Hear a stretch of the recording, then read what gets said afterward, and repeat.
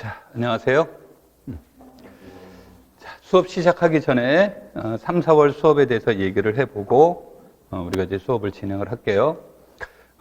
1, 2월도 그렇고 3, 4월도 그렇고 이 내용은 이제 작년에 내가 수업했던 것과 비교를 하면 작년에 내가 이제 1, 2, 3, 4, 5, 6 이제 5, 6은 작년에 내가 기출문제 풀이반으로 수업을 진행을 했었는데 이 반을 통합하면서 조금 더 심도 있게 그래서 이제 작년에는 2달씩 끊어서 이렇게 계속 반복적인 수업을 했는데 올해는 1, 2, 3, 4월 동안에 좀 기초 개념부터 심화 있는 내용까지 이제 수업을 진행하고 5, 6월에는 이제 내가 총합적인 내용을 한번 총정리하는 시간을 가져야 되니까 이제 총정리하는 시간으로 갖자라는 것이 이제 수업의 계획이에요.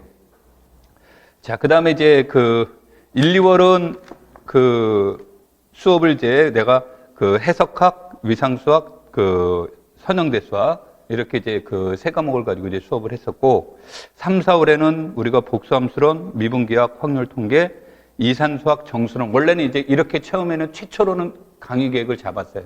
이제 토요일날 현대대 수학은 따로 있으니까 이렇게 이제 잡았었는데 3, 4월에는 내가 봤을 때 시간적 여유가 조금 많이 있는 것 같고 그래서 현대대 수학 환체 부분을 여기다 이렇게 넣어놨습니다. 환체 부분을 이제 넣어놓고 이제 수업을 진행을 할 건데 여기서 이제 수업을 진행을 하는 데 있어서, 기본적으로는 이제 지금 이제 화상에 이렇게 이제 쏘는 걸로 해서, 이제 판서를 이론하고 문제 같은 경우는 이제 최대한 이제 판서를 안 하려고, 하는 거고, 이제 책을 가지고 이제 참고해서 보시면 되겠고, 그 다음에 지금 나간 자료가 내가 이제 작년에 제시했던 5, 6월 기출문제에 대한 내용 수업 자료가 이제 지금 나가 있는 겁니다. 나가 있게 되는데, 아마 수업을 하다 보면 이게 100% 이거를 다 수업을 한다라고 생각하시지 말고 여기에서 가능한 한 이제 수업을 다 진행하려고 노력하겠지만 중복되는 게 있고 많이 중복되고 그러면 이제 조금 건너뛰면서 이렇게 수업을 진행할 계획이에요. 그 다음에 전체적인 이제 내용을 보시면 우리가 이제 수업을 예를 들어서 수요일 날 얘기를 보면 수요일 날이 오늘이 복수함수론 수업을 진행을 할 겁니다. 그 다음에 목요일 날 내일 정수론 수업을 진행을 할 거예요. 자, 이렇게 이제 수업을 진행을 하게 되면 다음 주 이게 이제 1주차라고 이렇게 수업이 진행이 됐다 그러면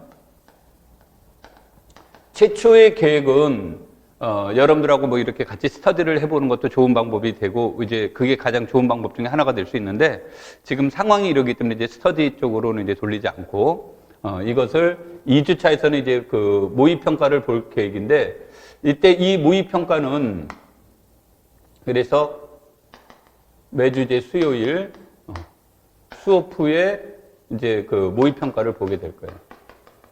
그래서 모의평가를 볼 때는 이 두 과목을 다 보게 될 겁니다. 이 두 과목을 다 보게 될 거고, 거의 이때 모의평가를 보는 것은 평가를 통해서 다른 걸로 여러분들에게 뭐를 하려고 하는 것보다 이제 두 가지에서 이제 보려고 하는데, 하나는 우리가 이제 복습 차원, 지난주 했던 수업에 대한 복습 차원이 이제 가장 큰 것이 되겠고, 또 하나는 이제 뭐가 되냐면, 서술형에 대한, 그 다음에 기입형에 대한, 이것에 대한 답안 제시 방법이에요.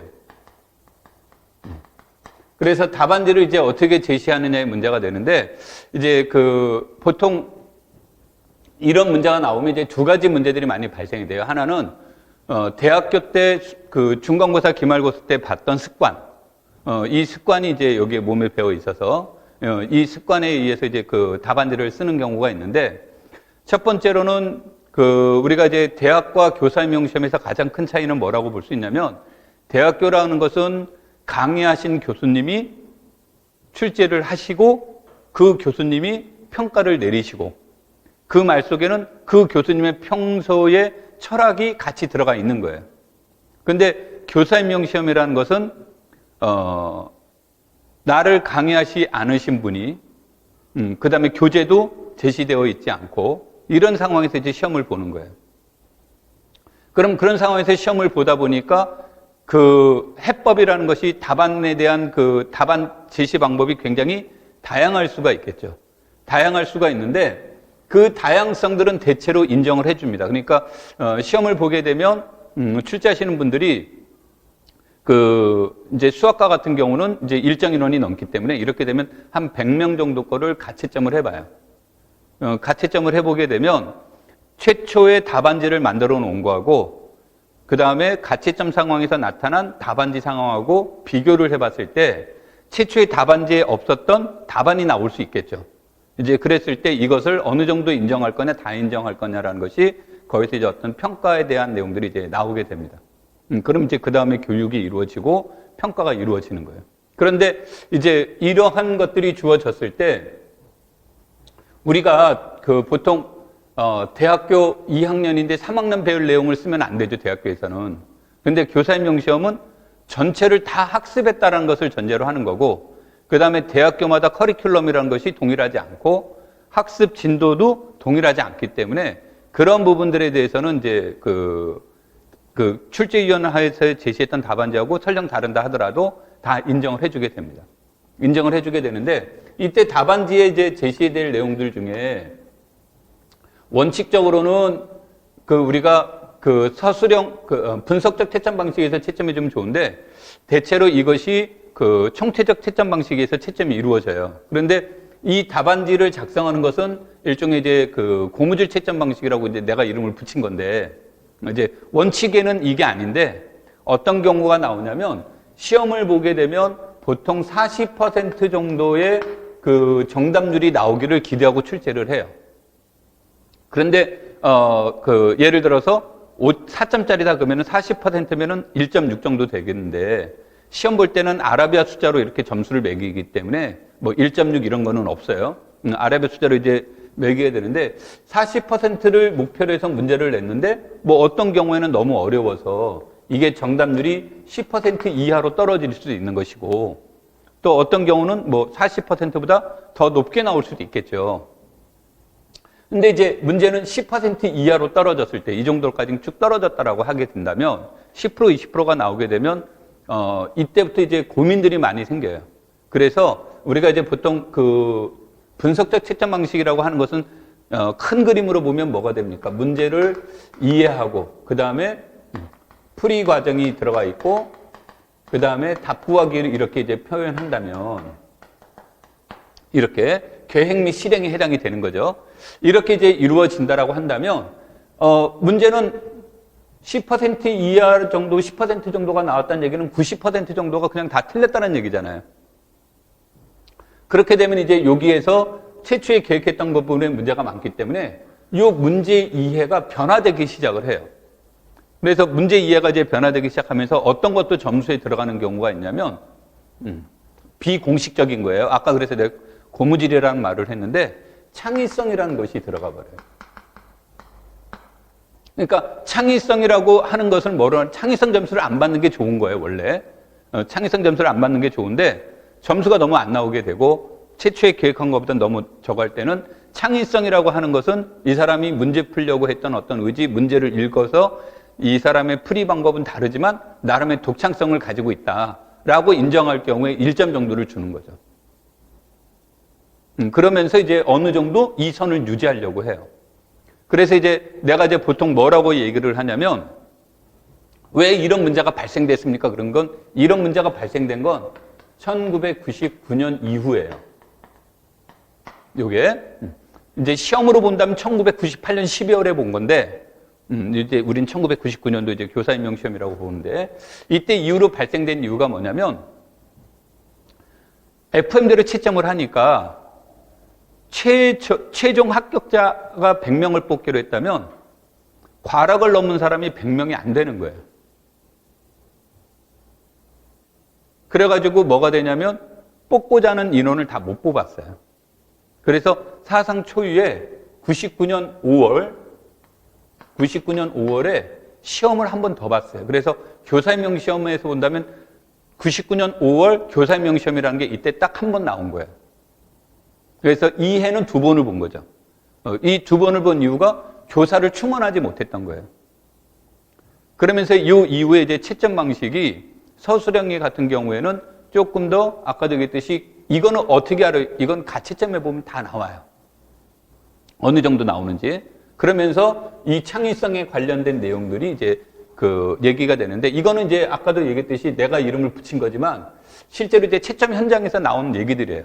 그러니까 여러분들이 이런 것들을 보실 때 내가 이런 말들을 하는 것은 이런 답안지를 작성을 할 때 보통 어떤 형태가 되냐면, 공부를 할 때 자기가 아는 것은 잘 쓰는데 자기가 모르는 것에 대한 답안지 작성이 이게 깨끗해요. 근데 이것을 시험장 가서 뭐 창의성 점수 혹시 모른다니까 한번 써볼까 그러는데 안 써지게 돼요. 그러니까 평상시에 몸에 배어 있지 않기 때문에. 그 다음에 이런 것들에 대한 것들도 있고, 또 하나는 이제 이런 것들에 의해서 여러분들한테 답안지는 가능한 이제 내가 틀리면 나중에 틀린 이유를 얘기를 하지만 그 얘기 듣기 싫어서 보통 안 쓰는 경우가 있어요. 왜냐하면 안 쓰면 내가 코멘트 할 게 없으니까 아무런 이제 답변이 없는데, 이제 썼으면 내가 이제 그에 대한 그 내 나름의 그 생각을 거기다 써놓을 거라고. 근데 그 말 듣기 싫어서 답안지를 이제 백지를 쓰는 사람들이 있어요. 근데 그거는 이제 여러분들의 생각이 어느 부분이 내가 봤을 때 문제점이 있다라는 것을 제시하려고 하는 것이지, 이것을 뭐 그 애들 말로 핀잔을 주거나 하는 의미가 아니에요. 그래서 여러분들이 이제 이런 그 모의평가 같은 경우로 봤을 때 이런 것들을 이렇게 자꾸 이제 한번 써보는 버릇. 그 다음에 이때 써볼 때 이제 내가 뭐라고 하냐면, 너무 황당한 거는 답안 점수를 주고 싶어도 줄 수가 없어요. 너무 황당한 경우는. 그러니까 이제 그때 틀리더라도 어떻게 틀리냐가 이제 중요하겠죠. 그래서 그런 것들을 이제 여러분들이 이제 좀 하면서 체크를 해볼 필요가 있고요. 두 번째로는 또 어떤 문제들이 이제 제시가 되어 있냐면, 잘못된 표기법을 쓸 때가 있어요. 이게 이제 잘못됐다란 말은 이제 아니지만, 예를 든다면 이런 겁니다. 예를 들어서 성립하지 않는다 이렇게 써야 되는데, 이제 강의하다 보면 이거 쓰는 게 귀찮으니까, 나도 귀찮다 보니까 성립하지 않는다 이렇게 하고 X로 딱 가요. 근데 이게 교사임용 답안지에 나오면 안 되는 표현이죠. 이게 무슨 뜻이냐, 이걸 이제 보통 알면서도 모른 척 할 수도 있는 거란 말이에요. 그런가 하면 이제 또 뭐도 있냐면, 모순 그랬어요, 모순. 그럼 모순, 그런데 어떤 교수님들은 모순을 이렇게 쓰시는 교수님들도 있고, 어떤 교수님들은 이렇게 쓰시는 분들도 있고, 굉장히 다양하죠. 모순이라는 표현을, 나름의 이제 그 표현을 하는 게. 그런데 이 모순들은 논리 기호가 아니에요.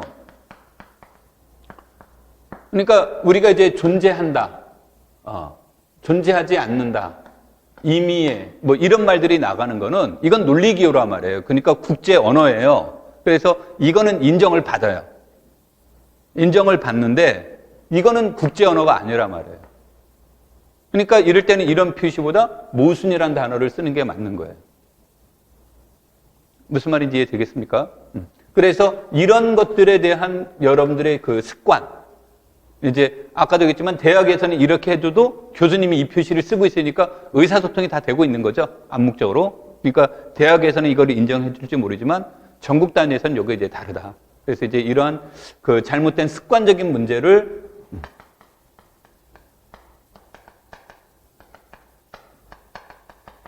습관 문제들을 이제 우리가 이거를 하면서 체크해야 될 필요가 있어요. 이거는 금방 되는 게 아니기 때문에 자기도 모르는 거예요. 자기도 모르게 이제 나오는 습관이기 때문에 이거를 이제 고치려면 좀 불편함이 있어요. 아까도 얘기했지만 성립하지 않는다, 이거하고 얼마나 이게 더 편리합니까? 그런데도 이제 불구하고 이런 것들에 대한 어떤 습관, 이런 것들이 있고, 그 다음에 이제 뭐냐면, 답안지가 있으면 네 줄이잖아요. 그렇죠? 이 네 줄 안에 자기의 생각을 어떻게 잘 전달하느냐의 문제예요. 그러니까 뭐 그걸 뭐 우리 의사소통이라고 표현해 볼까요? 그러면은 의사소통의 문제가 발생이 되면 이때 이 의사소통 안에서 여러분들한테 이제 이렇게 되어 있는데, 이렇게 선을 그으셔도 되고, 이제 보통은 이렇게 선을 그어도 세로로 선을 그어도 문제가 없습니다라고 나와요. 그런데 이제 이거를 이렇게 또 긋는 분들이 있어요, 이렇게. 근데 내가 나이를 먹어서가 아니고 여러분들도 아마 마찬가지라고 생각하는데, 책을 사서 읽는데 글씨가 진짜 거짓말 조금 보태면 개미가 글씨 쓴 것처럼 너무 작아요. 그럼 읽는 사람이 굉장히 피로감을 느끼죠. 그래서 여러분들이 이제 시험을 보시다 보면 몇백 명 단위로 이제 채점이 이루어지는데 몇백 명이 넘을 수도 있죠. 지역에 따라서. 있는데 채점하는 사람이 지쳐버려요. 그러니까 이게 지치게 되면 이제 뭐가 되냐면 보통 채점을 하게 되면 글씨를 하나씩 읽는 게 아니라 전체적인 내용이 한눈에 보통 들어와요. 한 20명 것만 채점을 해봐도 한눈에 딱 답안지가 들어와요.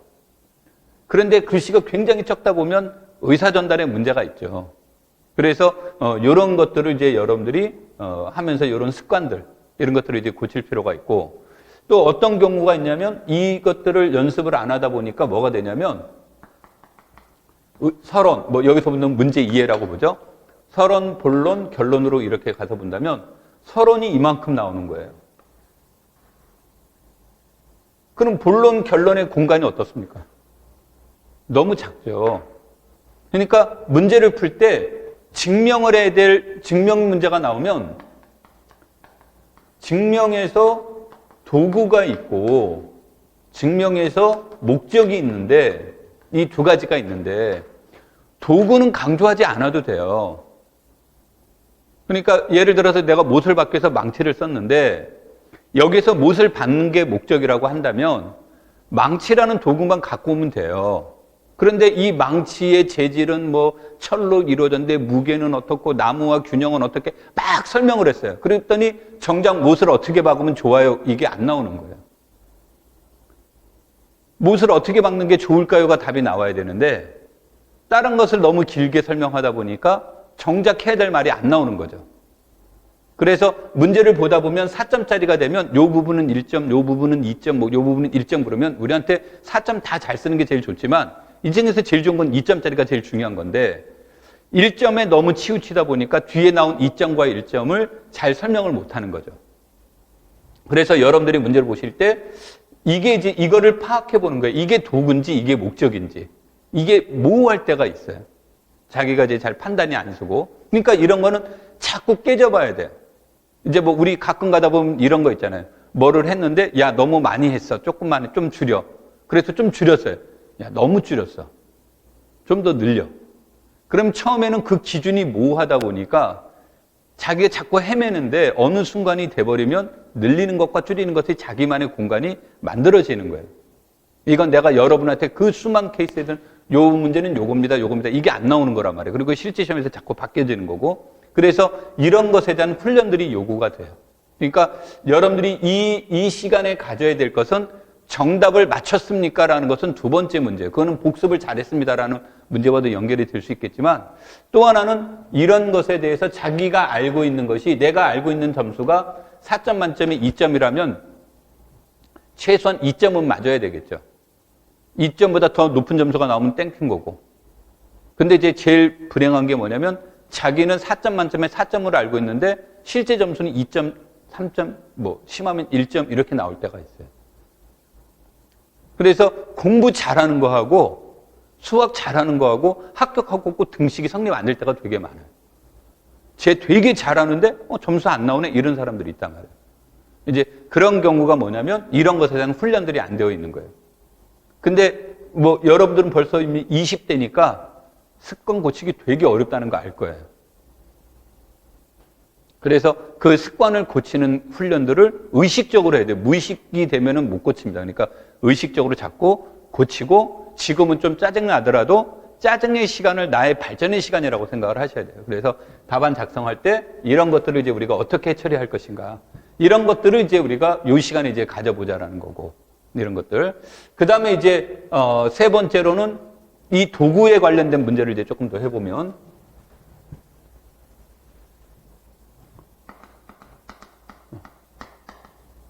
도구에 관련된 문제를 이제 해보면, 이제 문제를 풀었더니 이런 게 나오는 거죠. 만약에, 중국인의 나머지 정리를 써서 증명을 해야 된다라고 가정을 해보죠. 그러면 아까도 얘기했듯이 잘못된 답안지는 중국인의 나머지 정리를 증명하는 사람이 잘못된 거예요. 그건 도구지 목적이 아니에요. 근데 또 어떤 분들은 뭐가 되냐면, 대학 다닐 때 교수님들이 그거를 써야 된다고 해서 그게 몸에 배어 있는 분들이 있어요. 그러니까 중국인의 나머지 정리를 쓸 필요가 없어요. 답안지 안에. 중국인의 나머지 정리에 의해서 이 결과가 나왔습니다. 그래서 그런 것들, 그래서 사람 이름 같은 경우 나오면 알아두면 좋아요. 왜냐면 내가 써야 될 내용을 굉장히 줄여주는 역할을 해주는 것이 있는 거고. 그 다음에 두 번째는 계산 과정이 있어요. 계산 절차가 있는데, 교사임용 시험에서 여러분한테 풀이 과정을 물어보는 일은 거의 없다고 보시면 돼요. 그러면은 이때 이 절차에서 보는 건 뭐냐면 시작과 끝, 이걸 먼저 봐요. 시작과 끝을 어떻게 시작을 해서 어떻게 끝을 낳는가. 그러면 이게 다 맞았다 그러면 일단 먹고 들어가요. 그럼 이제 중간 요 부분이 있다. 이때 이 중간 부분에 아까 말한 도구를 어떤 원리를 썼다라는 것만 제시를 해주면 충분한 거예요. 그러니까 시작도 맞고 적절한 도구도 활용을 했어요. 끝도 맞았어요. 그러면 이것은 모든 절차가 다 맞았다고 인정을 하는 거예요. 그런데 이러한 그 일련의 과정들을 다 쓰다 보면 아까도 얘기했듯이 다른 거를 쓸 수가 없어요. 진짜 목적 가지고 막 어떤 경우가 있냐면 이게 너무 길어가지고 나중에 결론이 여기에 가가지고 이렇게 써놓고 이렇게 하고 이렇게 하고 이렇게 하고 이렇게 해서 이렇게 쓰시는 분들이 있어요. 그래서 굉장히 불친절한 답안지도 되지만 이게 너무 급한 거죠, 마지막에. 그래서 여러분들이 어떤 답안지를 작성할 때 이런 훈련들을 이제 이런 것들. 그러니까 이게 지금은 완성되어 있는 분들도 있을 수 있고 미숙한 분들도 있는 거란 말이에요. 완성과 미숙이 같이 들어가 있어요. 같이 들어가 있는데 미숙하다고 신경 쓸 것도 없고 그래서 이런 훈련들을 한다라는 것이 우리가 모의평가를 하려고 하는 것에 대한 내용이 되는 겁니다. 그 다음에 이제 기입형에 대해서 이제 주로 지금 서술형 얘기를 했는데 기입형 얘기를 이렇게 해보면 기입형 같은 경우도 이제 여러분들이 답안지 이제 작성을 할 때 어떤 경우가 있냐면 기입형은 한 줄을 줘요, 한 줄을. 아까 이게 4칸이었다면 얘는 한 칸을 주는 거예요, 이렇게. 한 칸을 주는데 공간이 생각보다 굉장히 넓습니다. 이게 이제 비포다 보니까 공간도 넓고 폭도 이렇게 얘기가 돼서 어떤 경우가 있냐면 여기다 풀이 과정을 쓰는 사람들이 있어요. 기입형은 그냥 말 그대로 기입하는 거예요. 그러니까 뭐만 쓰면 되는 거냐면 답만 쓰면 되는 거죠. 그래서 이런 데 딱 과감하게 답만 쓰는 훈련들도 해요. 굉장히 불안해하는 경우들이 많아요. 이 부분들에 대해서. 그래서 여러분들이 이런 것들을 우리는 이제 이 모의평가라는 것을 통해서 평가를, 그러니까 이게 평가보다는 그냥 우리 이것도 하나의 그 공부하는 과정이라고 이제 보시는 게 좋아요. 오케이? 그래서 아마 모르긴 몰라도 수요일 날은 내가 뭐 강의 적어있지만 4시에 끝나는 일은 거의 없지만 끝나는 일은 없지만 수요일 날은 조금 더 시간이 많이 걸릴 거예요. 이렇게 해서 이제 얘기를 하게 되고 이런 것들을 이제 여러분들이 보시면서 얘기를 하고 내가 이제 여기다 평가에 대해서 여러분들한테 이렇게 뭐라고 이제 첨삭 같은 거를 할 때 이 첨삭 같은 게 이제 뭐가 될 때가 있냐면 읽다가 보면 내가 잘못 읽을 수가 있어요. A라고 이 사람은 분명히 썼는데 내가 눈에 뭐가 씌었는지 B라고 읽고 나서 야, 이건 A라고 고쳐야지 이렇게 쓸 때가 있어요. 그러면 이제 그때 분명히 여러분들한테 문제 제기를 하셔야 되는 거고 두 번째로는 내 나름대로 열심히 썼는데 못 알아들을 수 있잖아요. 내가 이제 읽는 사람이 도대체 이게 무슨 말이지? 라고 못 알아들을 때는 반드시 질문을 하셔야 돼요. 그러니까 우리 집 애들은 남자애들이라서 그런지 모르는데 되게 귀찮아해요. 야, 가서 물어보면 돼. 그랬더니 안 물어봤고. 근데 이런 거는 귀찮아하라 하시면 안 됩니다. 이런 걸 꼭 같은 걸 물어보는 게. 자, 그래서 수업은 이제 이와 같은 형태로 이루어지면서 좀 시간적 여력이 있으면, 그러기를 이제 기대하면서 그때는 이제 마지막에는 전체적인 모의평가를 한번 이제 볼 계획입니다.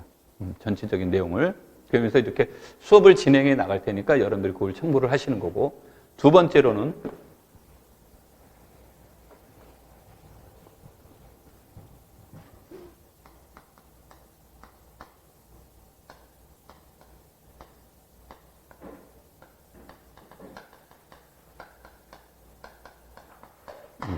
강의 작성 방법에 대해서 한번 얘기를 할게요. 내가 이거를 자세하게를 얘기를 안 해서 보통 무슨 생각을 이제 많이 하냐면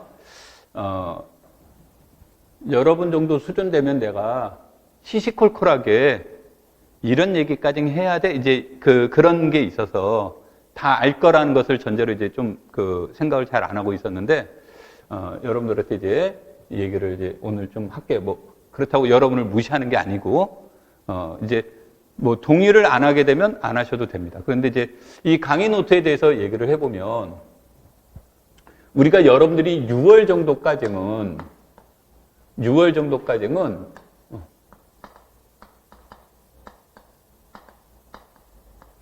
1차 노트 정리가 완성되는 게 좋아요. 1차 노트 정리가 완성되는 게 좋은데, 이제 나는 이제 뭐 옛날 사람은 아닌데 하여튼간 옛날 사람이 아니래도 불구하고 요즘 시대에 잘 못 쫓아가니까 옛날 사람이 돼버렸는데, 요즘은 이제 다 노트에다 꼭 노트 필기를 안 하잖아요. 그렇죠? 노트에다 꼭 하는 건 아닌데, 일단 타자는 치지 마십시오. 가능하면 다 뭐로 하라? 손으로 하십시오. 어떤 형태가 됐든 간에. 이거를 뭐라고 하냐면 기억을 하는 거예요. 같이 손을 쓰면서 같이 기억을 하는데, 타자를 치면 기억을 잘 못해요. 그래서 반드시 손으로 쓰라는 거고. 그럼 이제 1차 노트가 작성이 되면, 요즘은 컴퓨터 같은 그걸 뭐라고 그러죠? 여러분 지금 어느 뭐?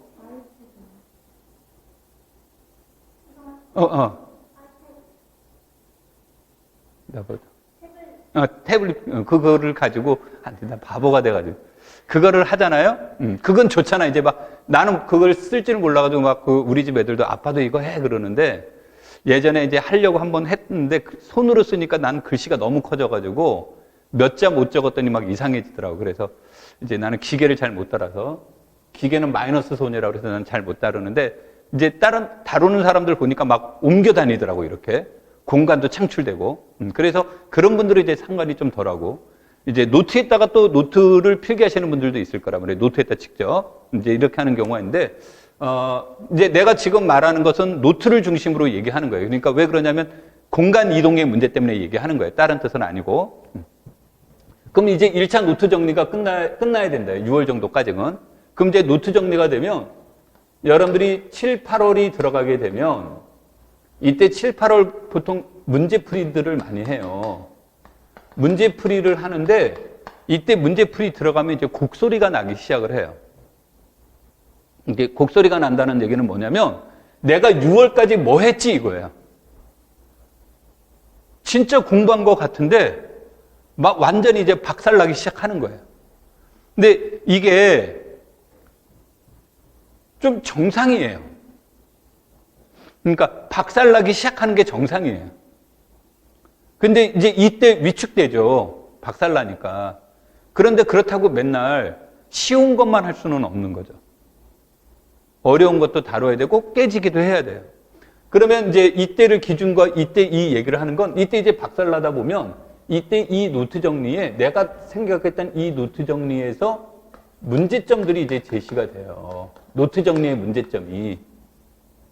내가 1차라고 했잖아요. 그렇죠? 근데 1차의 노트 정리가 문제가 되는데 최초의 1차의 노트 정리하는 데다가 더 씌우는 거는 나중에 볼 때 되게 복잡해요. 그래서 찢고 없애라는 게 아니라 기존의 노트가 있는 데다가 아래다가 새로운 문제점들이 보완책을 뒤에다가 첨가를 시켜야 돼요. 그러니까 우리가 이제 이게 보통 앞에서 내가 이 내용을 썼단 말이에요. 그러면 이제 다음 페이지에 또 여기 뭔가 있겠죠. 그러면 이 사이에 내가 뭔가를 끼워 넣어야 돼요. 문제점들이 있는 거를.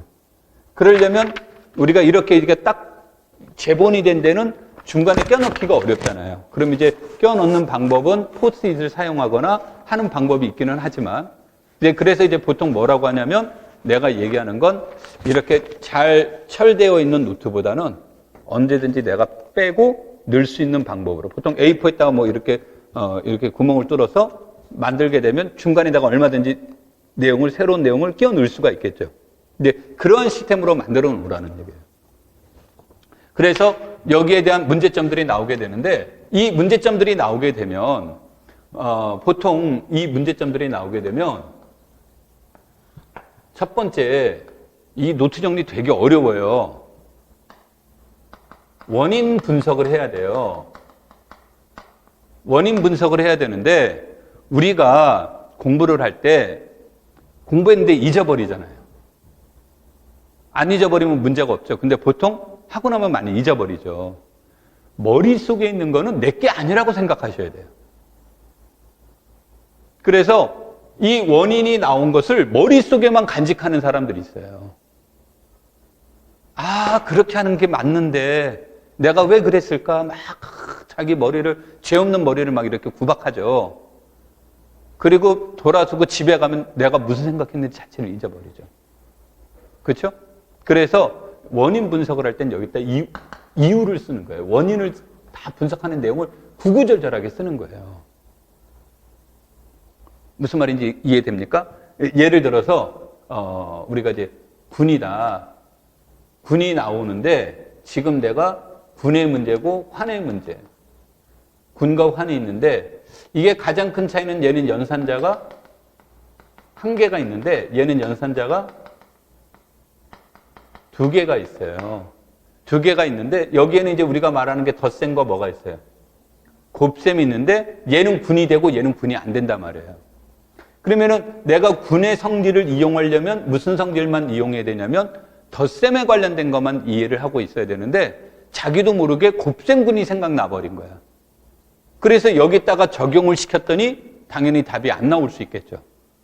그러면은 내가 지금 여기에서 이 문제에서 군의 문제를 생각하는 데 있어서 여기에서 군의 문제를 생각하는 데 있어서 덧셈군만 생각해야 되는데 내가 내 착각으로 곱셈군을 생각해서 이것을 생각해서 문제가 발생됐다 하여 뭐 띠리리리한 오류가 발생됐다라고 한다면 이런 내용들을 구구절절하게 다 써야 된다는 얘기예요. 글로. 일기 쓰듯이.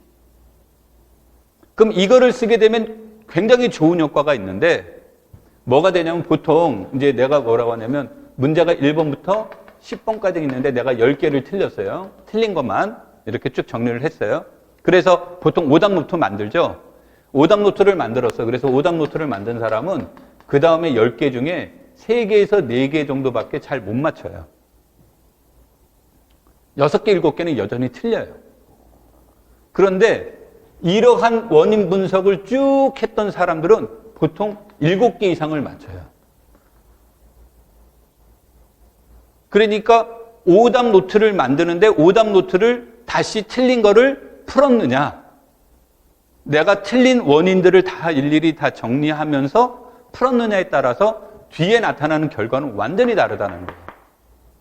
그리고 그런 이제 개선 효과가 높고 두 번째로는 뭐냐면 다른 문제를 풀 때 이때 이런 것들을 정리했던 사람은 그런 실수를 잘 안 하게 돼요.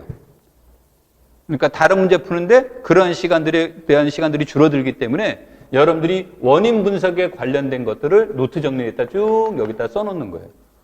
이거를 갖다가 이제 보면 창피하다고 생각하는 사람들이 있는데 일종의 자기의 과오를 드러내는 거잖아요, 여기에다가. 근데 자기만 혼자 생각하는 게 아니라 기록을 해놨단 말이에요. 그러니까 누군가가 보면 어떡하지? 근데 볼 사람도 없어요. 그리고 수학과가 아니면 봐도 뭔 소리 하는지 몰라요. 그러니까 절대 그런 건 의식하지 말라. 그래서 원인을 분석해 주라는 거죠.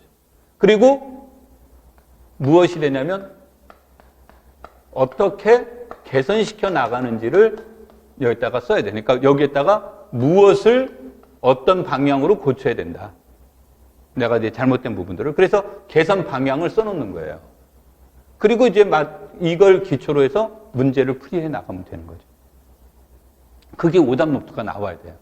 그러니까 오답 노트는 틀린 문제를 고친 게 오답 노트가 아니라 틀렸을 때 분명히 틀린 원인이 있단 말이에요.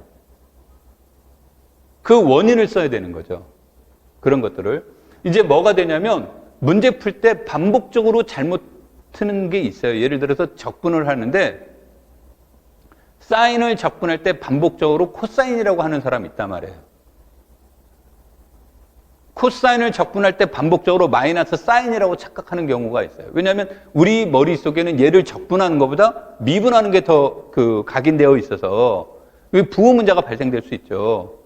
근데 한 번은 실수일 수 있지만 두 번, 세 번 넘어가면 실수보다는 자기 뇌에 잘못된 사인이 들어가 있는 거예요. 그러니까 그런 것들에 대한 내용을 여기에다 진짜 적나라하게 드러내야 돼요. 그렇지 않으면 이 사람은 진짜 결정적인 순간에 또 틀리게 돼요. 오류의 특징 중에 하나는 뭐예요? 우리 오류의 특징이 뭐죠? 갑자기 교과 경론이 됐는데, 오류의 특징은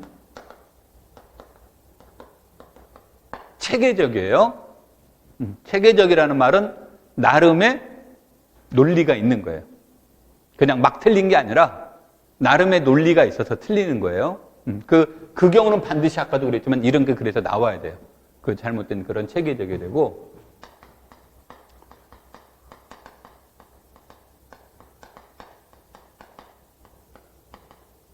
오류의 특징은 무의식적이고 자동적이에요. 아마 느낌 팍팍 올 거예요.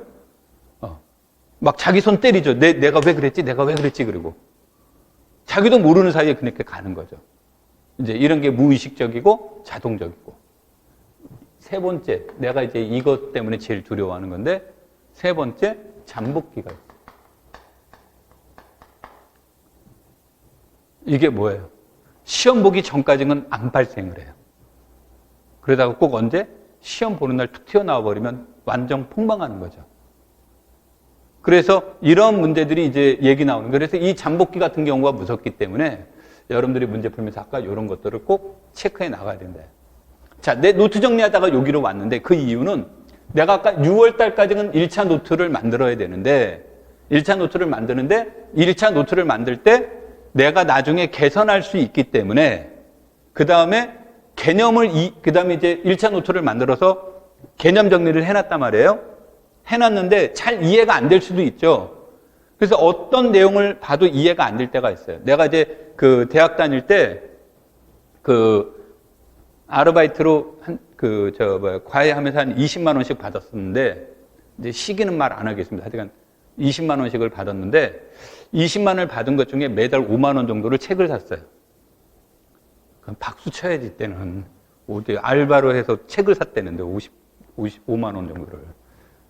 반응들이 없어. 나는 다 사는데 막 그런 분위기인가? 근데 5만 원 정도면 지금은 책 한두 권? 그때는 책을 열 몇 권을 사요. 굉장히 아저씨구나가 아니야. 열 몇 권을 사요. 이 열 몇 권을 사는 이유 중에 하나가 뭐냐면, 지금은 저작권 때문에 막 그런데 예전에는 저작권이 없어요. 있는데 이제 우리나라가 이제 그래서 미국 책을 그냥 카피하는 거예요. 그러니까 뭐만 받아요? 복사비만. 종이도 이제 그 좋은 종이도 있지만 이제 그런 종이에다가 막 해서 복사를 하니까 책이 한 권에 3,000원, 4,000원을 할 때가 있었어요. 그럼 그때 책을 어떻게 샀냐면, 아까 이 얘기하다 개념 공부를 하다가 이해가 안 되는 거예요. 그래서 이제 물어봐요. 이거 어떻게 하는 거지? 하고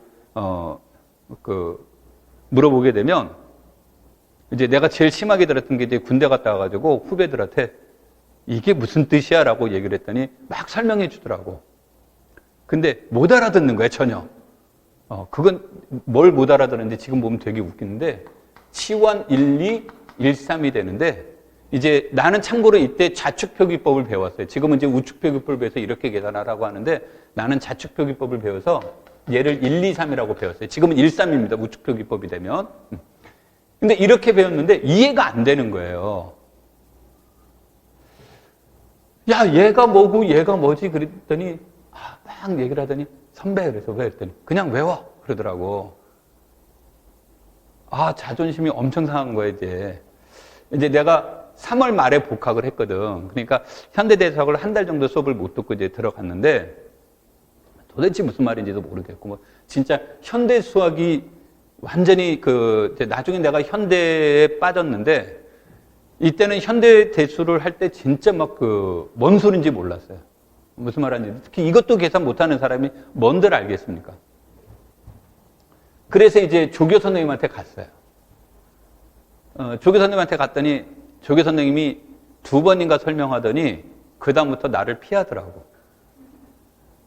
교수님들도 피하고.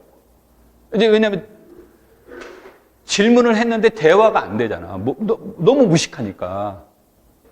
그러니까 대화가 안 되니까 피하기 시작하는 거예요.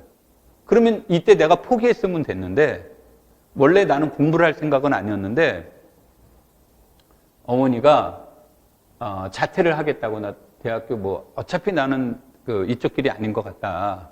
그래서 장사를 해야 될 것 같은데, 대졸이 뭔 필요 있냐. 그 얘기를 했더니, 그러면 졸업하면 내가 장사 자금 좀 도와줄게 그러더라고. 대학교를 졸업하면. 알았다고 그러면. 그 2년인가 더 못 다니겠냐고. 딱 대학교 들어갔는데 이렇게 되고 그래서 이제 무슨 생각을 했냐면, 그래. 그래도 명색이 수학교육학과를 나왔는데 수학은 알아야 되는 거 아니야? 이제 그 생각에 공부를 한 거예요.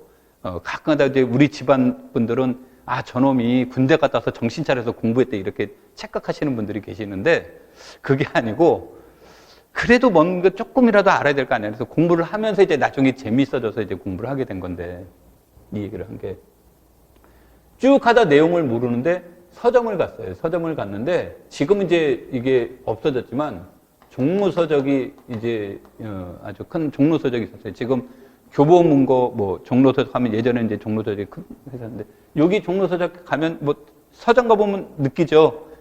책 앞에 쭉 앉아서 공부하잖아요. 여기를 갔는데 신천지예요. 막 학생들이 그렇게 많은지 난 처음 알았어. 그래가지고 리포트 쓰느라고 거기서 책을 봐서 막 하고 노트하고 있는데 몰랐던 내용을 책을 봤더니 나를 설명해주는 책들이 있어요. 그 책 보면 감동이죠. 그래서 책을 산 거예요.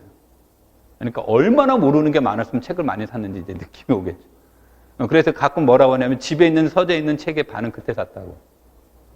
그러니까 내가 이 말을 한 건 노트 얘기할 때 이제 이 얘기를 하다가 이제 조금 길어졌는데 무슨 얘기를 하려고 한 거냐면 여러분들이 공부하시다 보면 이 개념을 이해하는 데 있어서 내가 보통 무슨 얘기를 하냐면 개념은 반드시 예제를 제시를 해줘야 되는데 이 예제는 쉬울수록 좋다예요.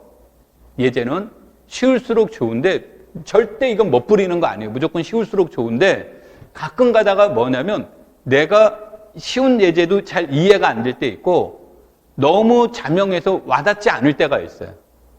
그러니까 예제가 너무 자명해서 개념이 머릿속에 안 들어올 수가 있단 말이에요. 그런데 어떤 하나의 그 예제가 이 개념을 이해하는데 굉장히 나에게 도움을 많이 줬다. 그런 것들이 있으면 여기에다 진짜 그걸 대문짝만하게 정리를 해둬야 돼요. 항상. 그리고 거기에다가 내가 이때도 마찬가지로 여기에다 뭐를 써야 되냐면 내가 이거를 잘 이해를 못했었는데 이 문제가 이 부분을 이해를 시켜줬다. 그런 것들에 대한 멘트가 들어가야 돼요. 그렇게 해서 만들어라는 얘기예요. 노트를. 그래서 이 노트가 뭐가 되게? 텍스트가 되게 하는 거예요. 이게 이제 1차 노트 정리예요. 이런 식으로 쭉 이제 노트를 이제 일단 노트 정리는 조금 더 디테일한 얘기는 다시 하고 이 얘기를 이렇게 이제 여기를 하는 거죠. 근데 이제 많은 사람들이 노트 정리를 하게 되면 그 다음에 뭐를 쓴 얘기를 하냐면 노트 정리 왜 해요? 그러면 공부하려고요. 그래요. 노트 정리한 다음에 책을 안 봐요. 그냥 노트를 봐요. 그거도 원래 그러려고 노트 정리하는 거 아니야. 그런데 노트 정리는 그러려고 만드는 게 아니에요. 노트 정리는 뭐를 정리하는 거예요? 생각을 정리하는 거예요. 일기 써놓고 맨날 일기장 갖고 다니면서 일기 보면서 생활하는 사람 있어요? 노트 정리는 자기 생각을 정리하는데 사전처럼 쓰는 거예요. 사전처럼 쓰라는 얘기는 뭐냐면 노트 정리를 쓸 때는 노트를 만들 땐 주로 어떻게 만들어요? 그냥 성의 없이 안 만들잖아요. 정성껏 자기 생각을 정리해 나가는 거고 개념을 설명하는 거기 때문에 거기에 정성이 들어가 있기 때문에 자기 생각이 들어가 있기 때문에 나중에 책을 읽다가 어느 부분을 잘 이해를 못했을 때 이 부분을 보면 그것의 참고 자료가 되는 거예요. 훌륭한. 그것을 목적으로 삼는 거예요. 이 노트 정리를 가지고 공부하려고 하는 게 목적이 아니고. 그래서 자기 생각을 이때쯤 한 번쯤은 6월 달까지는 다 끝내야 됩니다. 그런 뜻이에요. 요게. 그래서 여러분들이 이제 이 노트 정리는 공부하기 위한 것이 아니라 자기의 생각을 자기가 공부한 것을 무엇하는 거다? 말 그대로 노트에 정리한 거예요. 되겠습니까? 자, 그러면은 노트는 어떻게 이제 작성하는 게 좋을까요? 이걸로 이제 넘어가서 보죠.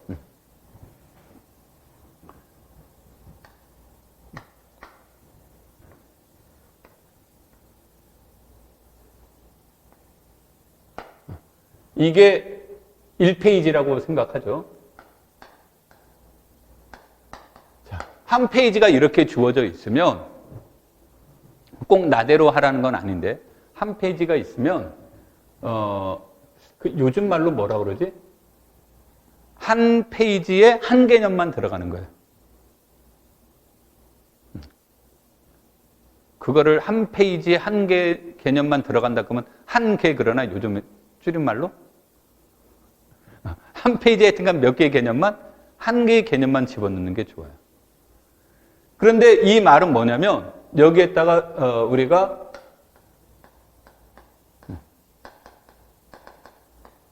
오늘 수업할 내용 중에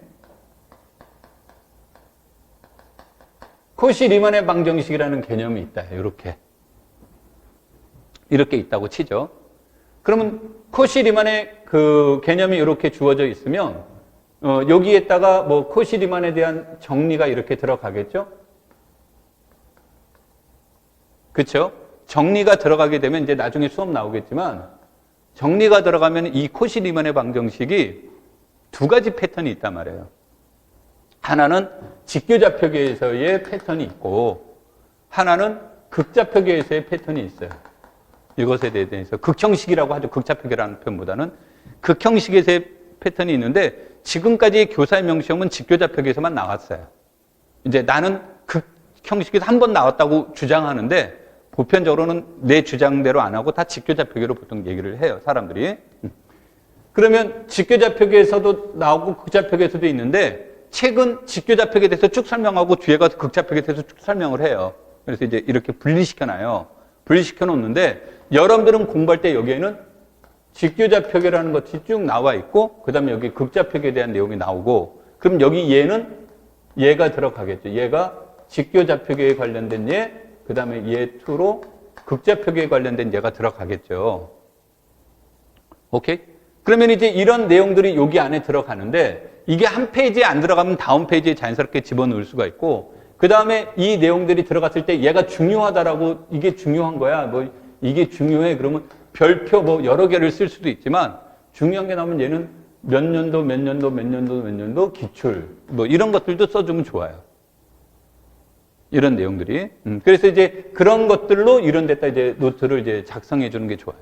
이런 방법이 이제 주어지고 또 하나의 방법은 이제 나는 두 번째 방법을 이제 이게 개념 노트는 이제 통상적으로 이렇게 표현이 되고 정리나 하는 게 있고 문제가 있죠. 문제로 개념을 이해하는 게 있단 말이에요. 문제로 개념을 이해하거나 또는 문제 자체가 개념일 수도 있어요. 문제 자체가 이런 내용이 있을 수 있다. 그러면 이런 문제를 쭉 써놓게 되면 그 다음에 이제 여기에다가 어떤 형태된 것을 이제 얘기를 하냐면 나는 이제 옛날에 노트를 이렇게 만들었어요. 다 이렇게 이제 만들었는데 이렇게 만든 이유가 아까도 얘기했지만 내가 되게 무식했다고 그러죠. 뭔 소린지도 모르고. 그러면 이 문제에 관련된 이론을 여기다가 정리를 했어요. 그러니까 이 정리가 나오는데 보통 이 공간이 적어서 정리를 다 못할 수도 있단 말이에요. 여기 안 들어갈 때가 많아요. 그러면은 뭐 이게 이제 예를 들어서 중국인의 나머지 정리다. 그러면 중국인의 나머지 정리 뭐면 뭐 이런 식으로 이제 같이 써놓는 거죠. 이름만 써도 될 게 있으면 이름만 쓴다든지. 그래서 이제 나름의 요기를 정리를 해놓고 여기에다가는 뭐가 되냐면 계획을 여기다가 이제 나는 이제 이것을 맵이라고 표현 쓰는데 맵을 그려요. 맵을. 그러니까 맵을 그린다는 얘기는 어떤 과정을 어떤 절차를 통해서 문제를 풀면 좋겠다라는 맵을 작성을 하는 거예요.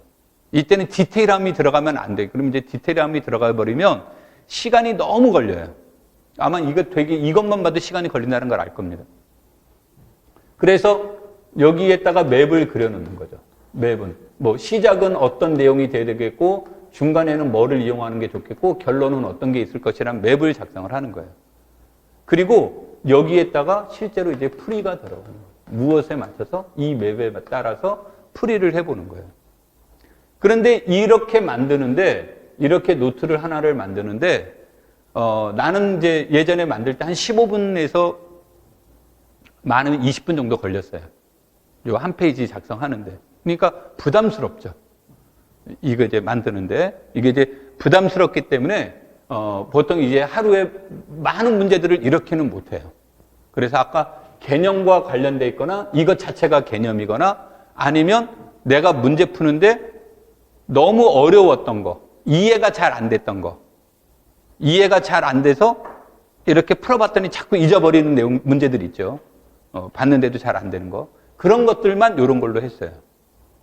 이런 걸로 하다 보니까 이제 나는 이거를 하다 보니까 나는 예전에 이걸 비포로 했는데, 그 비포라기보다는 대학교 답안지로 이렇게 만들었어요. 그럼 대학교 답안지가 되면, 뭐 요즘은 잘 모르겠는데 예전에는 그 학교의 문구점에 가면 이거를 100장씩 해서 이렇게 팔아요. 그래서 팔으면 그거를 한 게 내가 졸업할 때 되니까 이게 몇 권이 이렇게 집에 쌓여 있더라고. 이렇게 이제 쌓여 있던데, 뭐 그래서 그걸 가지고 이렇게 만들면서 하면 이것을 만들다 보면 굉장히 공부하는데 시험장에서 머릿속에서 그려지는 거예요. 뭐 우리 그 요리 잘하는 사람과 요리 못하는 사람의 결정적인 차이는 뭐겠어요? 레시피를 보고 해도 잘 안 되는 거고, 잘하는 사람은 레시피 없고 그냥 대충 뭐 이렇게 막 했는데 빠르고 맛있는 거죠. 그러니까 시험장 가서 내 머릿속, 내가 레시피를 보지 않음에도 불구하고 전체 풀이 과정은 어떻게 전달되고 어떻게 해야 되고 이게 계획이 쫙 짜져 있는 훈련이 되는 거예요. 얘가 그 훈련이 되는 거기 때문에 이거를 갖다가 이제 보통 뭐라고 하냐면 하루에 한 페이지 또는 두 페이지 정도는 요거 만들어 봐라.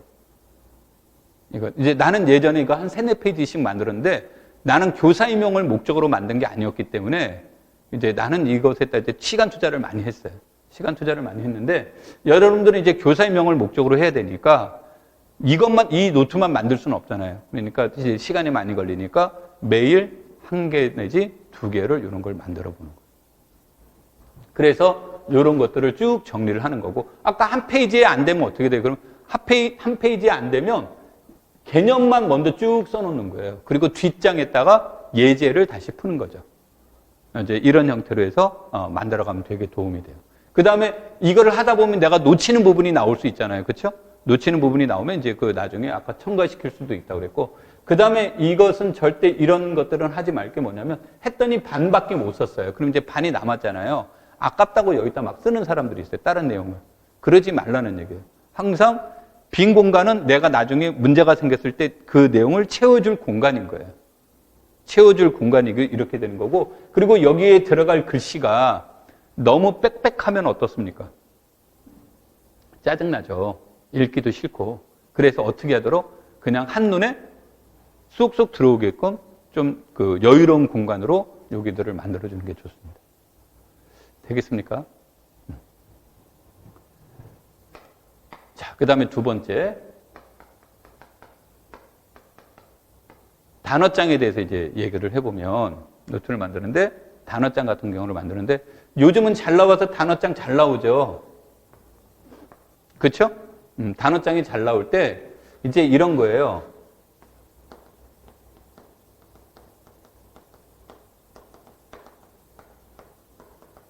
현대대수학 단어장 이렇게 나오잖아요. 그래서 이제 예를 들어서 내가 이렇게 이름을 쳤어요. 그러면은 여기에 군 그랬단 말이에요. 군. 그러면 군 해서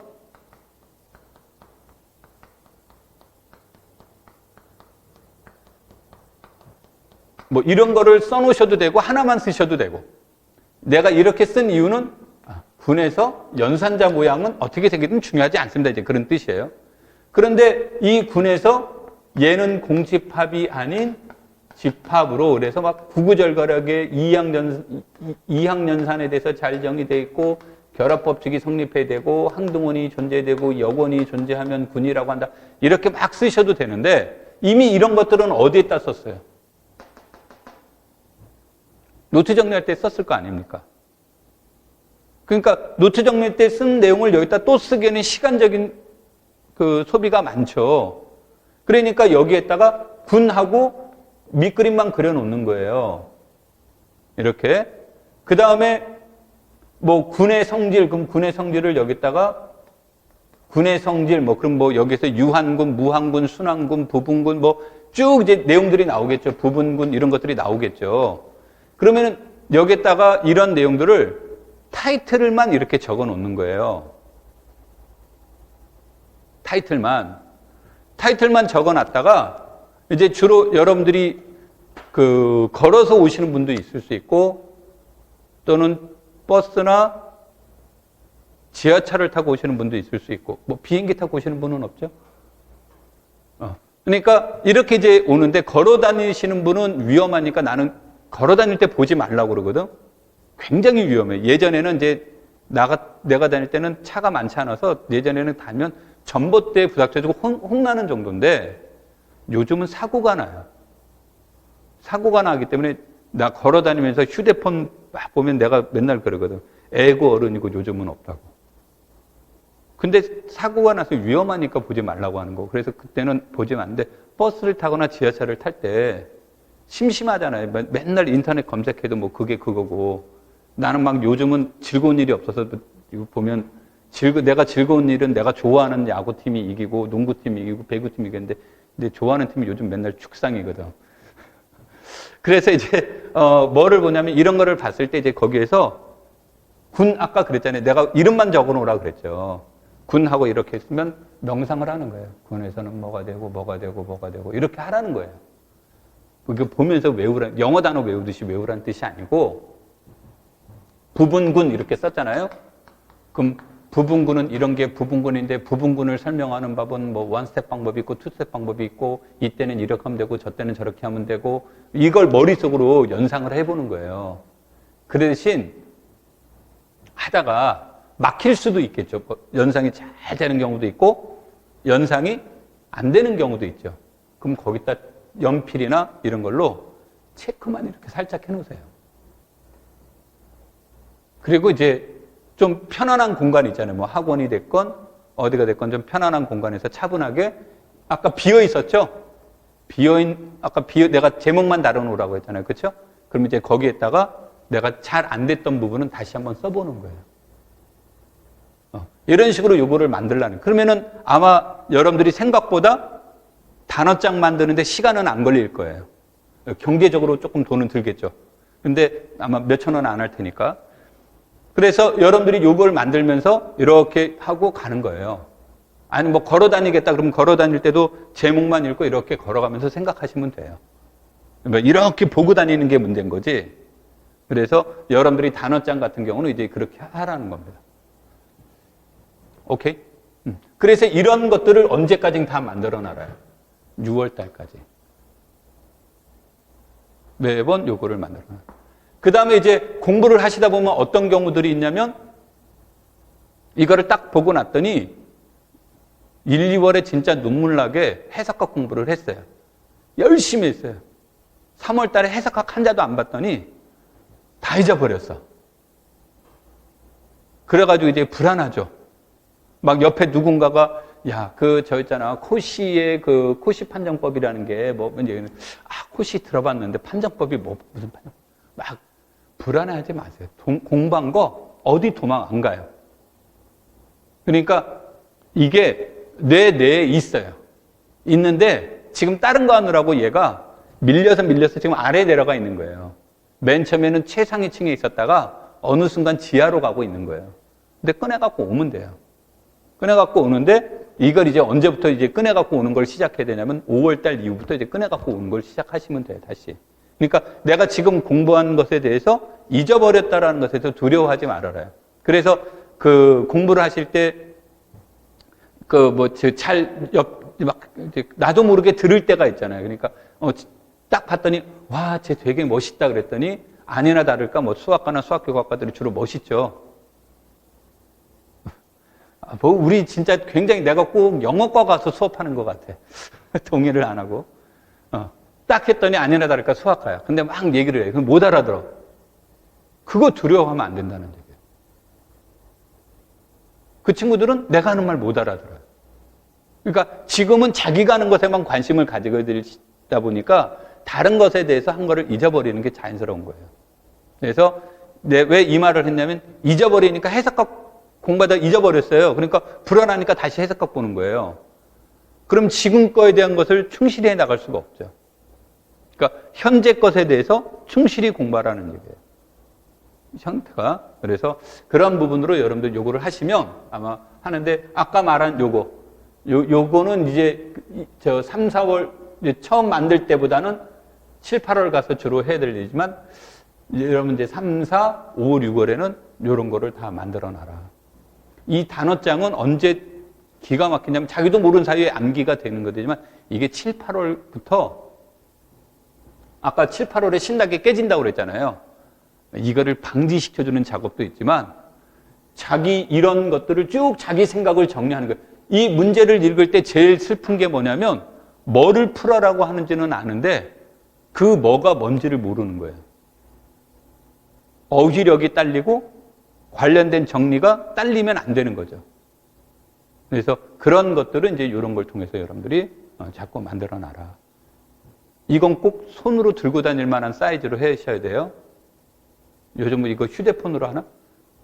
나는 그건 잘 모르겠어요. 휴대폰으로 만드는 방법을 잘 모르니까 이게 휴대폰으로 해서 이렇게 들고 다니면서 이렇게 요즘은 이렇게 미는 것처럼 잘 된다라고 한다면 그것도 나쁘지 않습니다.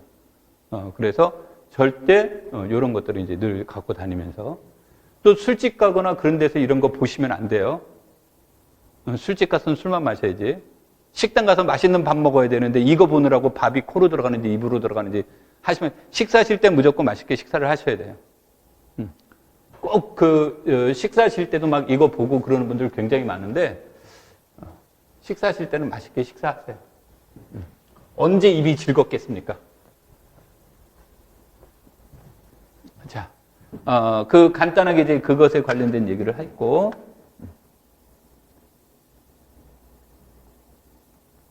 자, 그 다음에 내가 이제 본격적인 얘기를 못 했는데, 아까 이제 그 1주차 얘기를 했는데, 수업은 복수함수로, 수요일 날은 복수함수론, 미분기약, 확률 통계. 혹시 이거 1층감 요거 자료가 다 있어요.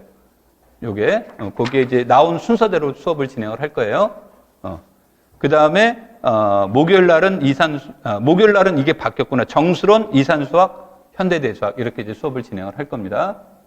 이렇게 이제 진행을 할 거고. 그 다음에 이제 여기에 3, 4월에 주로 대한 내용이 복수함수론, 이산수학, 확률 통계, 미분기약, 정수론 뭐 이런 과목들은 대체로 개념을 물어보는 문제보다는 문제 해결을 요구하는 게 더 많아요. 요쪽 파트들은. 그래서 수업도 이제 그런 형식으로 이제 나갈 거고, 현대대수학 아까 이제 환체 파트로 이제 내가 이제 수업을 진행을 할 건데, 이쪽은 환체는 알고리즘보다는 개념을 요구하는 게 많아요. 그래서 이제 그 수업은 개념을 중심으로 이제 또 수업을 진행을 할 거고, 그렇게 하면서 이제 수업을 하고, 매주 이제 이게 복수함수로는 매주 나가는 게 아니라 이제 복수함수로는 요게 자료예요. 그러니까 이제 이걸 가지고 이제 수업을 진행을 하게 될 겁니다. 그러니까 그걸 참고로 하시면서 보시면 될 겁니다. 자, 본의 아니게 오리엔테이션이 길었습니다.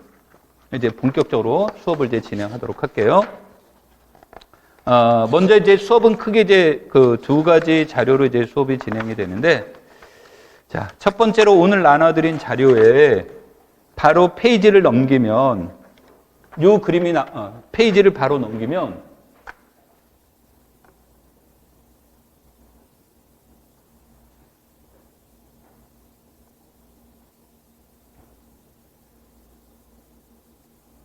요 그림이 나와 있죠? 여기부터 이제 수업을 시작하도록 하겠습니다. 자, 우리가 이제 그 복수함수론이라고 하는 과목은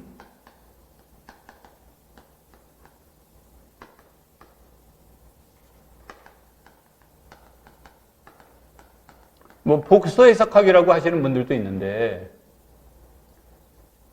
이거와 실해석학하고 공통점도 있고 당연히 뭐가 있겠습니까? 차이점이 있는데 뭐 공통점은 당연히 얘네들은 무엇 하는 거예요? 해석하는 거죠. 그 해석하는 파트인데 보통 같은 분이 출제를 해요. 같은 분이 출제를 하게 되는데 보통 하는데 가끔 가다가 교과교육론을 전공하신 분이 복수함수론 내고 그럴 때도 있어요. 그러니까 예전에는 교과교육론을 전공하신 분들이 보통 대학교를 졸업하시고 그 다음에 이제 수학 교육과를 들어가도 이론적으로 이제 교육학이란 말이에요. 그쪽으로 가서 이제 공부를 하신 분들이 많았는데 최근에는 석사 또는 박사까지 이학으로 해요. 그러니까 예를 들어서 박사를 받았는데 대수 전공자다야. 그런데 이분이 다시 교육학 박사를 받아요. 그러면서 수학 교육론을 전공을 바꿔요 또. 그럼 이분은 전공이 학위가 몇 개가 있는 거예요? 2개가 있는 분들이 많아요. 요즘은 많아요. 예전에는 이제 하나만 있는 분들이 많았는데 그러다 보니까 이제 그분들이 멀티플레이어잖아요. 그러니까 박사과정 받으신 분이 대학 학부과 강의를 못할 이유는 없어요. 그러니까 전부 다 강의를 하는데 보통 교사 임용 시험을 할 때는 출제위원회 자격인데 현직 교수들이 출제위원으로 들어가는데 이분들에게 출제하는 과목은 조건이 이거예요. 대학에서 강의한 자예요. 전공한 자가 아니라 강의한 자예요. 그러니까 확률 통계 강의해 보신 적 있나요? 그랬더니 네. 그러면 그럼 출제해 주시겠어요? 이게 되는 거예요. 무슨 말 하는지 이해되겠죠? 그래서 전공자는이라는 것은 보장할 수 없습니다. 강의한 자인데 그래도 이제 보통보다는 이제 전문가라고 봐야 되는데 이거를 내게 되면 보통 이거와 이것의 공통점보다 차이점을 더 많이 내요. 그러니까 실해석학은 이게 이제 근본이기 때문에 실해석학은 그냥 어떤 거를 내든 다 실해석학이 돼버려요. 그러니까 의식 안 하고 출제를 하게 되는데 보통 복소 해석학을 내면 이것을 실해석학과 비교하는 내용도 낼 수 있고 또는 복수 해석학의 특징만 골라서 내는 경우가 있는데 객관식 시험일 땐 비교가 나왔어요. 실해석학과 복수 해석학의 차이가 뭔지 아니? 하는 문제가 나왔단 말이에요. 그러면은 예를 든다면 우리가 이런 거죠. 실해석학에서 연속에서의 중간값 정리라는 게 있었다. 근데 복수함수론에서도 그런 이론이 있니? 이런 걸 이제 물어볼 수 있다는 거죠. 그랬더니 아니네 이런 것도 나올 수 있는 거고 실해석학에서 미분했더니 미분 개수가 항상 양이야. 양수야. 그럼 우리는 그런 함수를 순 뭐라 불러요? 순 증가함수라고 하죠. 미분 개수가 항상 양인 함수를 순 증가함수라고 부르죠. 복수함수론에서도 그런 말 할 수 있니? 그런데 일단 복수함수론에서 결정적으로 할 수 없는 말은 무슨 뜻이 없어요. 대소관계가 없죠. 그러니까 0보다 크다? 0보다 작다라는 말 자체가 없는 거죠. 없다 보니까 해석학에서 논의했던 내용들이 복수함수론에서 적용이 되는 게 있고 적용되지 않는 게 있단 말이에요. 그러면 출제할 때는 실해석학에서도 되고 복수함수론에서 되는 것들은 거의 안 나오는 거예요. 이제 뭐 가끔 가다 이제 이런 농담들을 한다는데 복수함수론에서 실해석학 문제를 딱 냈다 그러면 복수함수론 시험 낼 문제 없나 보지? 나한테 패스해 그런 거죠. 이거 굉장히 예민한 거거든. 왜냐하면 대학교의 입장에서 보면 무엇과 직접 연결되는 거예요? 학점과 연결되는 거예요. 강좌, 개설과 연결되는 거기 때문에 그래서 많은 분들이 복수함수론만의 특징을 내려고 해요. 오케이? 객관식일 때는 이 비교되는 문제가 나왔어요. 그리고 이게 비교되는 문제가 또 나올 수 있는 게 뭐가 되냐면 기입형의 문제가 8문제에서 몇 문제로 줄었어요? 8문제에서 6문제로 줄었어요. 기입형의 문제가. 그런데 교과교육론만 놓고 보면 한 문제에서 2문제로 늘었어요. 그러면 전공은 7문항에서 몇 문항으로 줄어든 거예요? 4문항으로 줄어든 거예요. 그러니까 3개 문항이 갈 데가 없어진 거죠. 그래서 이제 나온 것들 중에 하나가 이제 작년에는 그렇게 안 나왔습니다. 그래서 2020년과 2021년을 비교를 해보면 이때는 콜라보 문제가 나왔단 말이에요. 2021년대는 그런 문제가 안 나왔어요. 그러면서 이제 점수에 미세한 조정이 일어난 겁니다.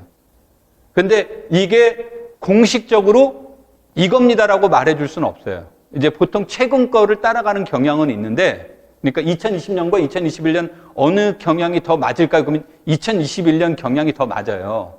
그쪽으로 가는 게.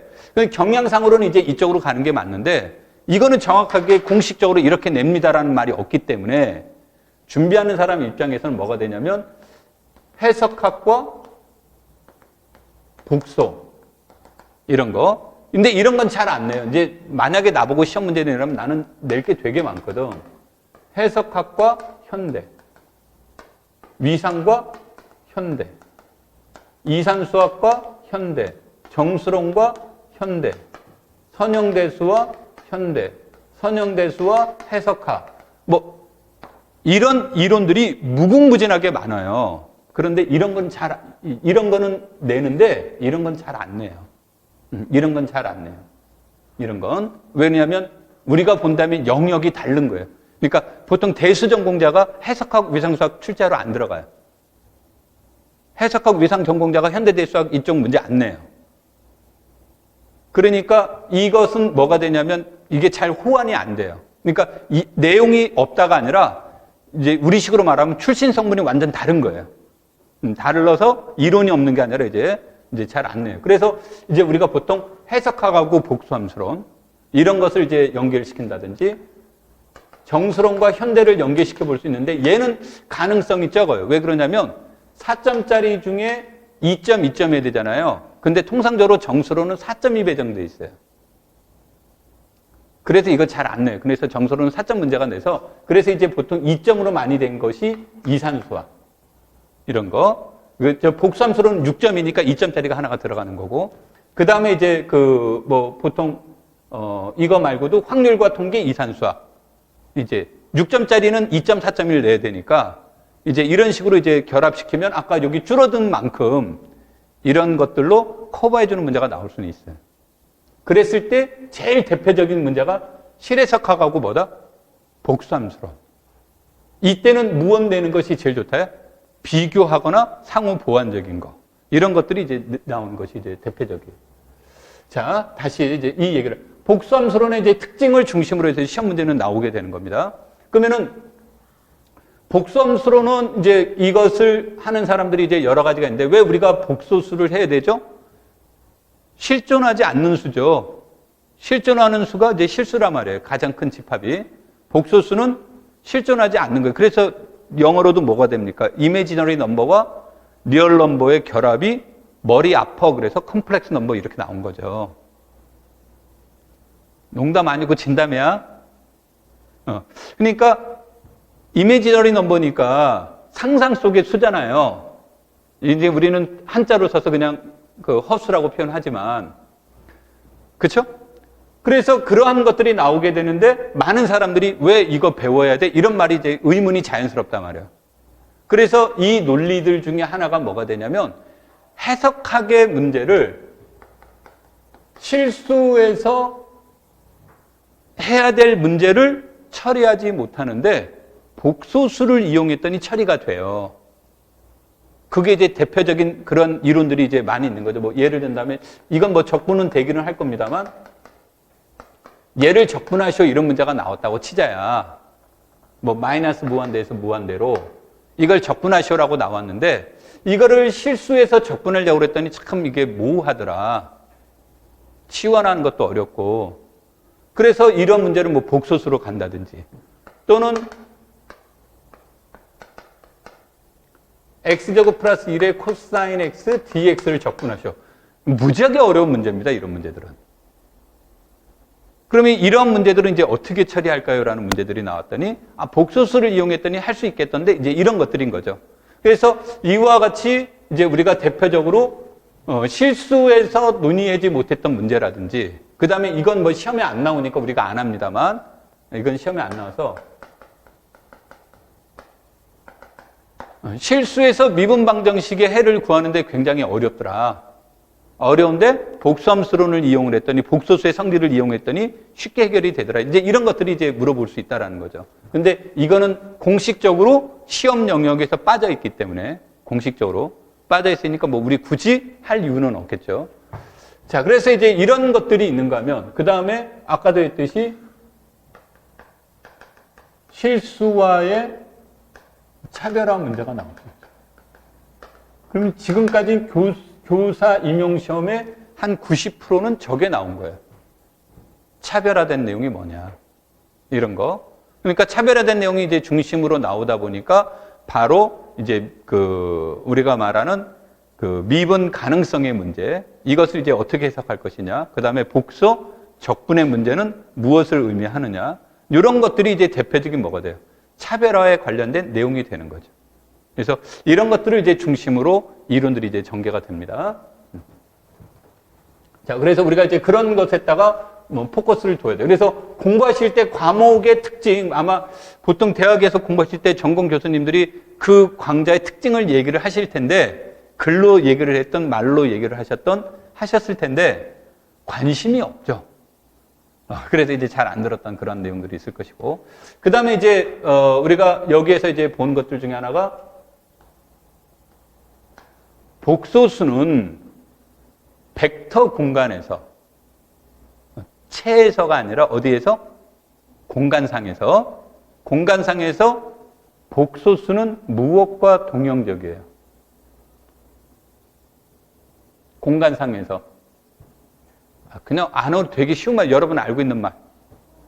평면과 동형적이죠. 그렇죠? 그러니까 말을 바꾸면 R 위에서 몇 차원이에요? 2차원이에요. 그러면 우리가 미적분학 실해석하기는 이거 잘 안 하니까 미적분학의 적분 문제를 보시면 또는 미분 문제를 보면 정의역이 1차원이고 공역이 1차원이거나 정의역이 2차원이고 공역이 1차원이거나 이런 거를 주로 다뤘어요. 그러면 합이 2차원이요, 합이 3차원인데 우리의 칠판은 몇 차원입니까?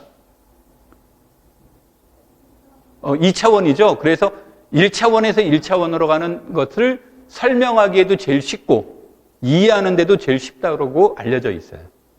그 공간이 똑같으니까. 그래서 우리가 보통 이제 이 평면상에서 이것을 제일 많이 하고, 그 다음에 이제 불편한 것은 정역이 2차원, 공역이 1차원이 3차원 되면 우리가 그림은 예쁘게 잘 그리는 사람도 있고 못 그리는 사람들도 있지만 이렇게 그리죠. 그래서 3차원이에요. 복수함수로는요, 정역이 2차원, 공역이 2차원이에요. 합이 몇 차원? 4차원인데 칠판에 그릴 수 있다 없다? 못 그려요.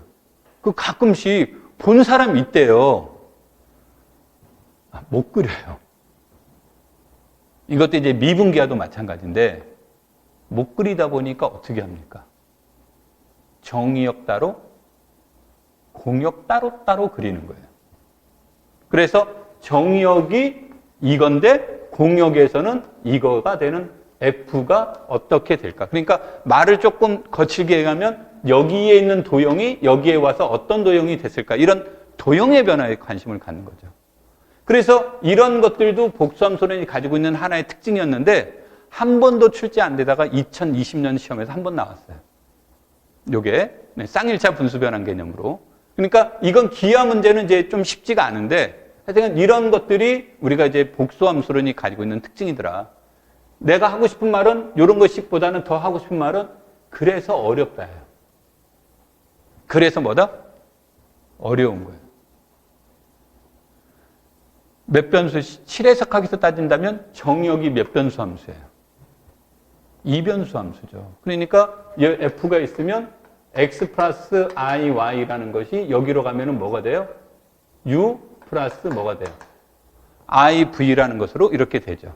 그럼 2변수에서 2변수로 가는 거예요. 당연히 복잡한데 이때 이 U도 여기에 영향을 받고 V도 여기에 영향을 받으니까 사람들이 이렇게들 표시를 많이 하는 거죠. 굉장히 친절한 표현이에요. U와 V는 전부 다. 그런데 이때 얘도 실수, 얘도 뭐예요? 실수니까 얘는 평면상에서 1차원으로 가는 실수값 함수인 거예요. 얘는 2차원에서 1차원으로 가는 얘도 실수값 함수예요. 그러니까 U, V는 다 무슨 값 함수다? 실수값 함수가 되는 거예요. 그런데 이것에 대한 생각이 우리가 실해석학에서는 정역이 1차원이었단 말이에요. 실해석학에서는. 그러니까 구간에서 얘기를 했죠. 점의 구간. 이렇게, 그쵸? 함수값의 구간. 입실론 델타가 요 논리란 말이에요. 그런데 얘는 오픈 디스크에서 뭐로? 오픈 디스크의 문제예요. 그러면 Z0로 접근하는 방법이 X0로 접근하는 방법이 얘는 무궁무진하게 많고 얘도 무궁무진하게 많지만 얘는 보통 두 가지만 체크하면 됐어요. 어느 거? 왼쪽에서 접근할 때와 오른쪽에서만 접근할 때만 체크를 하는 거예요. 그래서 딱 두 가지만 되는데 얘는 무수히 많아요. 접근하는 방법이. 그래서 얘는 일일이 체크해 줄 수 있다 없다. 일일이 체크해 줄 수 없다죠. 그래서 사람들이 대안을 찾고자 하는 겁니다. 이거 다 무엇할 수 없다? 할 수 없다. 오케이? 그래서 이 대안적인 요소로 나온 게 바로 코시 리만의 방정식의 문제가 되는 거예요. 됩니까? 지금 우리 수업 한자도 안 들어갔는데 복수함수론이라는 게 그런 거다. 그래서 뭐에 관련된 문제는 잘 안 낸다? 입실론 델타와 같은 오픈 디스크와 관련된 관련성의 문제로는 접근하지 않아요. 그러니까 두 가지가 있죠. 하나는 굉장히 복잡하고 어렵다.